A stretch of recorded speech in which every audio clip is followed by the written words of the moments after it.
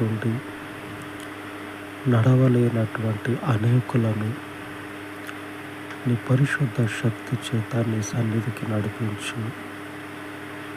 అనేక దినములను తండ్రి జీవించున్నట్లు, నీ పరలోకపు జీవము చేత నింపబడినట్లు అనేకులను తండ్రి జ్ఞాపకము చేసుకొని నడిపించమని, నీ కృపయే జీవింపచేయును.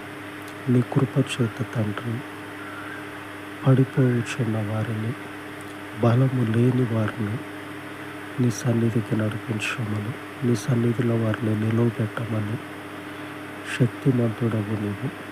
నీ పాదముల యొద్ద ప్రార్థించి యేసు నామమున వేడుకొనుచున్నాను తండ్రి. ఆమేన్, ఆమేన్. మన దేవుని కనికరము మనకు తోడై ఉండును గాక. ఆమేన్, ఆమేన్.